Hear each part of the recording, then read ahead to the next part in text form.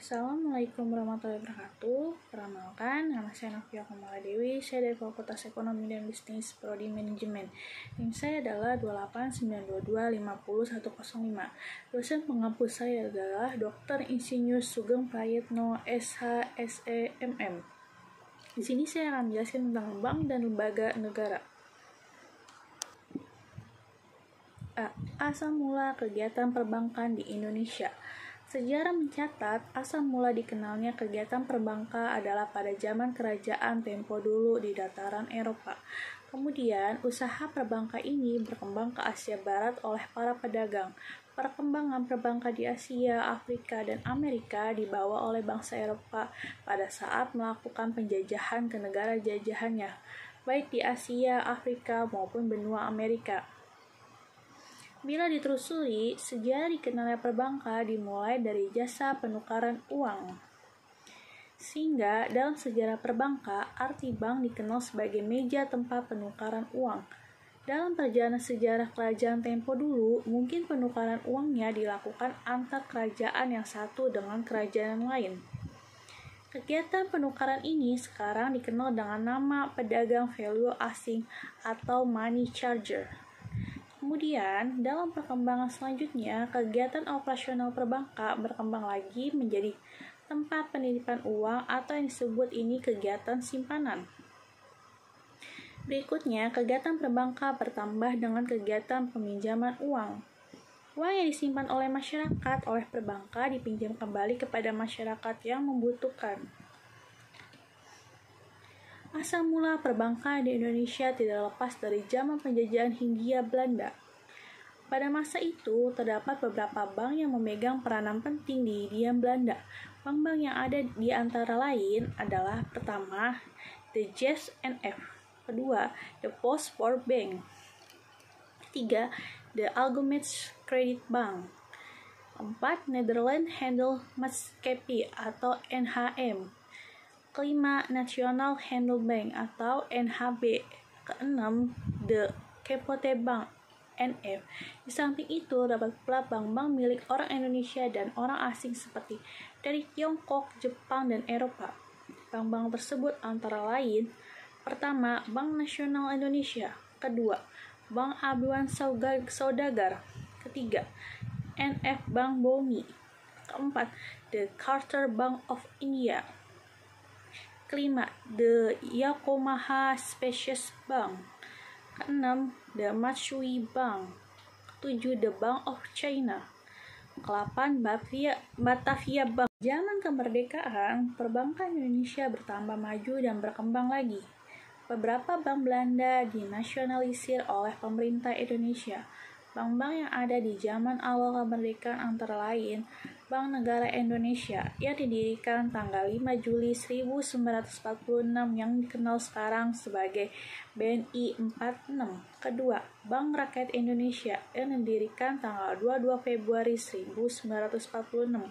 Bank ini berasal dari The Algemene Volkskrediet Bank atau Sominginco. Keempat, Bank Surakarta Maskapai Adil Makmur atau MAI tahun 1945 di Solo. Bank Indonesia di Palembang tahun 1946. Kelima, Bank Dagang Nasional Indonesia tahun 1946 di Medan. Keenam, Indonesia Banking Corporation tahun 1947 di Yogyakarta, kemudian menjadi Bank Amerta. Ketujuh, NF Bank Sulawesi di Manado tahun 1945. 8. Bank Dagang Indonesia NF di Samarinda tahun 1950. Kemudian merger dengan Bank Pasifik. 9. Bank Timur NF di Semarang berganti nama menjadi Bank Gemari. Kemudian merger dengan Bank Sentral atau Asia atau BCA tahun 1949. B. Sejarah kelembagaan Bank Indonesia. Sejarah kelembagaan Bank Indonesia dimulai sejak berlakunya Undang-Undang Nomor 11 Tahun 1993 tentang penempatan Undang-Undang Pokok Bank Indonesia pada tanggal 1 Juli 1993. Dalam melakukan tugasnya sebagai Bank Sentral, Bank Indonesia dipimpin oleh Dewan Moneter, Direksi, dan Dewan Penasehat. Di tangan Dewan Moneter inilah kebijakan moneter ditetapkan meski tanggung jawabnya berada pada pemerintah. Setelah sempat dilebur ke dalam bank tunggal pada masa awal Orde Baru, landasan Bank Indonesia berubah menjadi Undang-Undang Nomor 13 Tahun 1968 tentang Bank Sentral. Sejak saat itu, Bank Indonesia berfungsi sebagai bank sentral dan sekaligus membantu pemerintah dalam pembangunan dan menjalankan kebijakan yang ditetapkan pemerintah dengan bantuan Dewan Moneter. Dengan demikian, Bank Indonesia tidak lagi dipimpin oleh Dewan Moneter. C. Pengertian perbankan atau bank. Menurut Undang-Undang Nomor 10 Tahun 1948 tentang perubahan atas Undang-Undang Nomor 7 Tahun 1992 tentang perbankan pada bab 1 dan pasal 1 serta ayat 2 dijelaskan bahwa bank adalah badan usaha yang menghimpun dana dari masyarakat dalam bentuk simpanan dan menyalurkan kepada masyarakat dalam bentuk kredit atau bentuk-bentuk lainnya dalam rangka meningkatkan taraf hidup rakyat banyak. Adapun pada ayat 1 dijelaskan tentang definisi perbankan. Perbankan adalah segala sesuatu yang menyangkut tentang bank, mencakup kelembagaan, kegiatan usaha, serta cara dan proses dalam melaksanakan kegiatan usaha. Biasanya, bank menghasilkan untung dari biaya transaksi atau jasa yang diberikan dan bunga dari pinjaman. Perusahaan merupakan kombinasi dari berbagai sumber daya ekonomi atau resources seperti alam, tenaga kerja, modal, dan manajemen atau managerial skill dalam memproduksi barang dan jasa untuk mencapai tujuan tertentu. Berbagai tujuan perusahaan antara lain untuk memperoleh keuntungan maksimal, menjamin kelangsungan hidup perusahaan, memenuhi kebutuhan masyarakat, menciptakan kesempatan kerja, dan beberapa ahli manajemen keuangan mengemukakan tujuan perusahaan adalah untuk memaksimumkan nilai perusahaan atau memaksimumkan kemakmuran pemegang saham. Secara umum, perusahaan dapat dibedakan menjadi dua, yaitu pertama, perusahaan keuangan atau financial enterprise, dan kedua, perusahaan bukan keuangan atau non-financial enterprise. D. Jasa dan fungsi perbankan. Dalam dunia keuangan, bertindak selaku lembaga yang menyediakan jasa keuangan bagi nasabahnya, di mana pada umumnya lembaga ini diatur oleh regulasi keuangan dari pemerintah. Bentuk umum dari lembaga keuangan ini adalah termasuk perbankan, building society atau sejenis koperasi di Inggris, credit union, pialang saham, aset manajemen, modal ventura, koperasi, asuransi, dana pensiun, pegadaian, dan bisnis serupa. Di Indonesia, lembaga keuangan ini dibagi menjadi dua kelompok, yaitu lembaga keuangan bank. Kedua, lembaga keuangan non-bank seperti asuransi, pegadaian, perusahaan sekuritas, lembaga pembiayaan, dan lain-lain. Publik sudah mengenal jasa perbankan sebagai tempat untuk mempertemukan mereka yang surplus finansial dan defisit finansial, namun sebenarnya ada banyak jasa lain yang diberikan oleh bank yang belum diketahui oleh publik. Jasa perbankan lain antara lain meliputi pertama, jasa pemindahan uang atau transfer, jasa penagihan atau inkaso, C.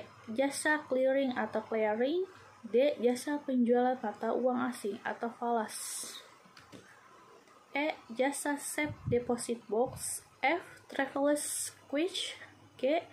Bank card, H. Bank draft, I. Letter of credit, J. Bank garansi dan referensi bank, K. Serta jasa bank lainnya.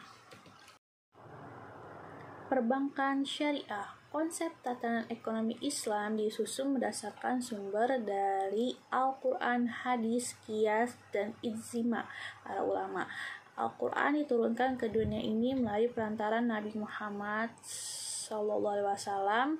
Maka dengan begitu Al-Quran redaksinya langsung berasal dari Allah Subhanahu wa Ta'ala, karena Al-Quran dan hadis dijadikan dasar rujukan dalam kehidupan umat muslim di seluruh dunia. Maka segala sesuatunya disesuaikan dengan isi dalam Al-Quran dan hadis itu sendiri. Perbankan syariah atau perbankan Islam Al-Mashafiyah Al-Islamiyah adalah suatu sistem perbankan yang pelaksanaannya berdasarkan syariat Islam. Pembentukan sistem ini berdasarkan adanya larangan dalam agama Islam untuk meminjamkan atau memungut pinjaman dengan mengenakan suku bunga yang bersifat riba, serta larangan untuk berinvestasi pada usaha-usaha yang bersifat haram. Sejarah perbankan syariah di Indonesia. Suatu bentuk awal ekonomi pasar dan merkantilisme yang oleh beberapa ekonomi disebut dengan kapitalisme Islam telah mulai berkembang antara abad ke-8 dan ke-12. Perekonomian moneter pada periode tersebut berdasarkan mata uang dinar dan dirham yang beredar luas pada saat itu, yang menyatukan wilayah-wilayah yang sebelumnya independen secara ekonomi. Pada abad ke-20, lahirnya perbankan syariah tidak terlepas dari hadirnya dua gerakan Renaissance Islam modern, yaitu gerakan-gerakan neo-revivalis dan modernis sekitar tahun 1940-an. Di Pakistan dan Malaysia, telah terdapat upaya-upaya pengelolaan dana jamaah haji secara non-konvensional tahun 1963. Islamic Rural Bank terdiri di desa Midgard di Kairo, Mesir. B. Regulasi bagi bank syariah. Pertama, Undang-Undang Nomor 72 Tahun 1992 tentang Perbankan Syariah menetapkan bahwa perbankan syariah Indonesia menganut dual banking system. Kedua, Undang-Undang Nomor 10 Tahun 1998 sebagai penyempurnaan undang-undang sebelumnya dituangkan dalam suatu keputusan Direktur Bank Indonesia dan dikuatkan dalam bentuk Peraturan Bank Indonesia pada pasal 1/13 disebutkan berlakunya hukum Islam sebagai dasar transaksi perbankan syariah. Teknisi operasional produk dan transaksi syariah yang digunakan pada bank syariah diatur oleh Fatwa DSN MUI. 3. Undang-Undang Nomor 23 Tahun 1999 tentang Bank Indonesia yang menyebutkan dimungkinkannya kebijakan moneter berdasarkan prinsip syariah. Keempat, Undang-Undang Nomor 21 Tahun 2008 tentang Perbankan Syariah. C. Pengertian bank syariah. Berdasarkan Undang-Undang Nomor 21 Tahun 2008 tentang Perbankan Syariah, bank syariah merupakan bank yang menjalankan kegiatan usaha berdasarkan prinsip syariah atau prinsip hukum Islam. Prinsip syariah Islam yang masuk mencakup dalam prinsip keadilan dan keseimbangan, kemaslahatan, universalisme, serta tidak mengandung gahar, masyir, riba, zalim, dan objek yang haram, sebagaimana yang diatur dalam Fatwa Majelis Ulama Indonesia. Selain itu, Undang-Undang Perbankan Syariah juga memberi amanah kepada bank syariah untuk selalu menjalankan fungsi sosial sekaligus menjalankan fungsi seperti lembaga Baitul Mal. Lembaga Baitul Mal yaitu sebuah lembaga yang menerima dana berasal dari zakat, infak, sedekah, hibah, atau dana sosial lainnya dan menyalurkan kepada muala wakaf atau nazhir sesuai kehendak memberi wakaf atau wakif. Tujuan dan fungsi perbankan syariah. Bank syariah dan UUS wajib menjalankan fungsi menghimpun dan menyalurkan dana masyarakat. Bank syariah dan UUS dapat menjalankan fungsi sosial dalam bentuk lembaga Baitul Mal, yaitu menerima dana yang berasal dari zakat, infak, sedekah, hibah, dan dana sosial lainnya dan menyalurkan kepada organisasi pengelola zakat. Bank syariah dan UUS dapat menghimpun dana sosial yang berasal dari wakaf uang dan menyalurkan kepada pengelola wakaf atau nazhir sesuai dengan kehendak pemberi wakaf atau wakif. Pelaksanaan fungsi sosial sebagaimana dimaksud pada ayat 2 dan ayat 3 sesuai dengan ketentuan peraturan perundang-undangan. Penanggung jawab bank syariah. Dalam melaksanakan fungsi pengaturan dan pengawasan Otoritas Jasa Keuangan atau OJK tetap menerapkan tata kelola yang sama dengan bank konvensional, yaitu dengan menjalankan prinsip kehati-hatian dan juga memastikan tata kelola berjalan dengan baik. Meskipun begitu, tata kelola dan pengawasan tetap mendapatkan penyesuaian dengan prinsip-prinsip yang jadi pedoman oleh sistem perbankan syariah. Tetap teguh dalam menjalankan aktivitas perbankan, pada prinsip syariah juga dipandang sebagai sisi kekuatan dari bank syariah untuk menjaga konsistensi dalam menjalankan aktivitas perbankan berdasar prinsip syariah Islam. Bank Syariah yang diasusi oleh Dewan Syariah Nasional dan Majelis Ulama Indonesia atau DSN MUI perihal pengawasan tersebut dijelaskan melalui Undang-Undang Nomor 21 Tahun 2008 tentang Perbankan Syariah. F. Manajemen Bank Syariah. Otoritas Jasa Keuangan menyebabkan perbankan syariah dan unit syariah atau UUS lain memiliki fungsi sebagai berikut. Pertama, Bank Syariah dan UUS wajib menjalankan fungsi menghimpun dan menyalurkan dana masyarakat.